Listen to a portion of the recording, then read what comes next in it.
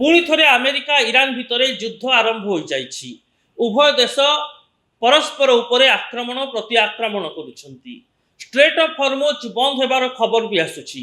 आउ ए सब भितर पुणी थे विश्व तैल बजार अनिश्चितता भितर को चली जाउछि।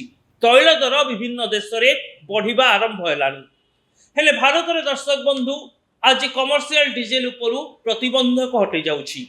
तेबे जेतेबेले पुणी युद्ध आरंभ होउछि सेतेबेले भारत रे केमिति तैल बजार आ अनिश्चितता भितर को जाउ नाही। एथिपाई केंद्र सरकार प्रस्तुत करिसंती एक बड़ एक्शन प्लान।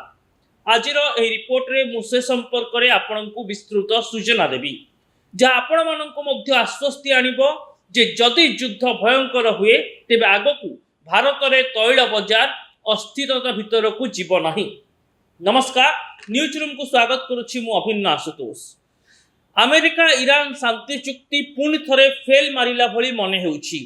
अमेरिका ईरान को धमक देला, ईरान आक्रमण कला, आक्रमणर जवाब अमेरिका भी रखिला एवं एहारी भितरे स्ट्रेट ऑफ हॉर्मुज पुणी थरे बंद हेबाकु जाउथुबा खबर भी सामना को आसुछि, जहा साधारण लोकंकर चिंता बढ़ाई देछि।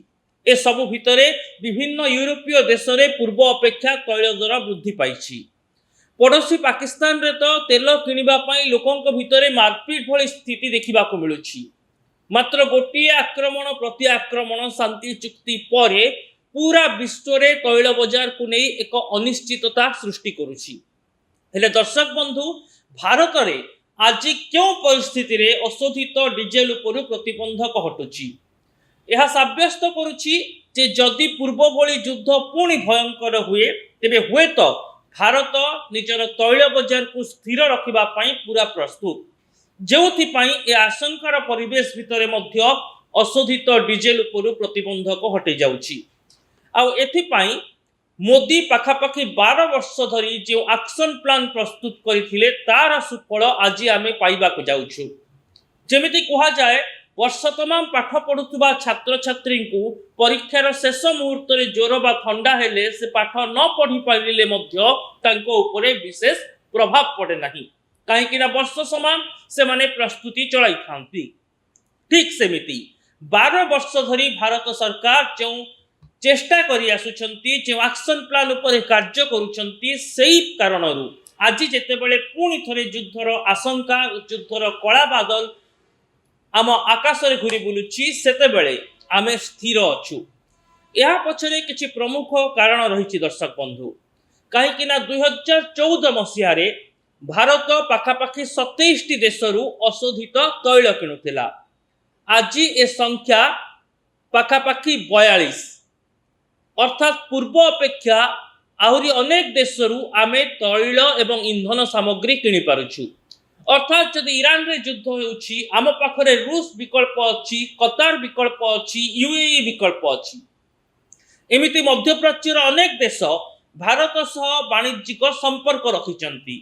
सेहि पई पूर्वरु जेतेबेले युद्ध भयंकर होइतिला सेतेबेले मध्य गैस, डीजेल, एलपीजी ए सबुर दर बढ़ितिला, किंतु जोगाण बड़ धरणर बाधा प्राप्त होई नथिला, जोगाण रे स्थिरता रहितिला।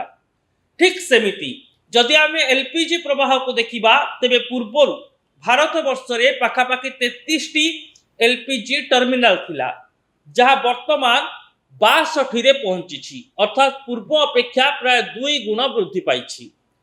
समान ढंग रे जो पाइपलाइन द्वारा गैस एवं ईंधन सामग्री परिवहन करा जाई थाए, भारत रे एहार संख्या बा एहार हार 2014 मसीह रे 3200 थिला।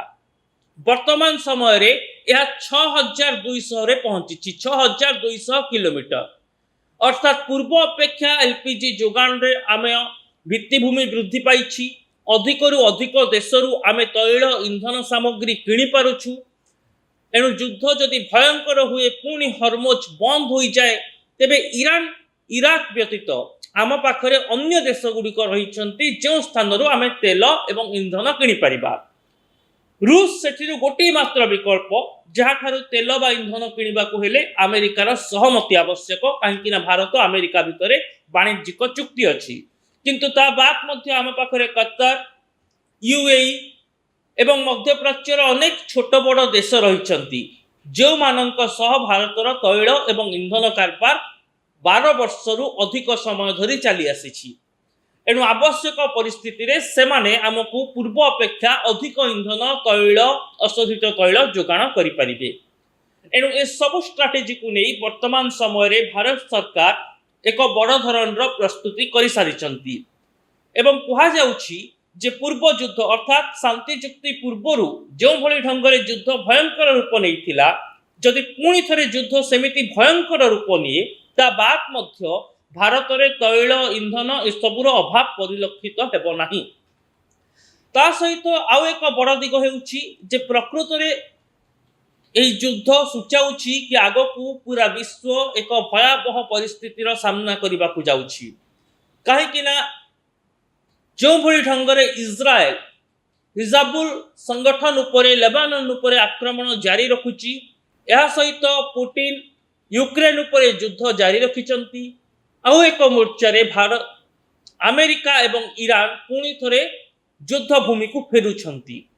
एणु आगकू केउठी ना केउठी ए सबु स्थिति देखिले भारत समेत विश्वर विभिन्न देश भयंकर युद्ध परिस्थितिर परोक्ष बा प्रत्यक्ष परिणाम भोगिबे। एही दृष्टिरु केंद्र सरकार 12 वर्ष धरी निजर अर्थनैतिक स्थिरता तैल बजार संपर्कित स्थिरता रक्षा करिबा पई जो पदक्षेप नैछंती ताहा वर्तमान भारत पई आश्वस्तिर विषय। एणु आशा करिबा जे आगकू जदि युद्ध घनीभूत हुए तेबे मध्य भारत उपरे एहार भयंकर परिणति पड़िबो नाही। जेमिति पाकिस्तान रे तेल इंधन गैस किनिबा पई मारपीट हेउचंती, यूरोपीय देशगुड़िक तैल दर हु हु हुई बढ़िबार ट्रेंड आरंभ हो गलानी। भारत रे किंतु एबे से अवस्था नाही। किंतु ता सत्वे मध्य केंद्र सरकार प्रत्येक स्थिति उपरे नजर रखिथिबा कहा जाउछि एवं आवश्यक पड़िले हुए तो किछि कटकणा पुनि थरे लागू होई पारे।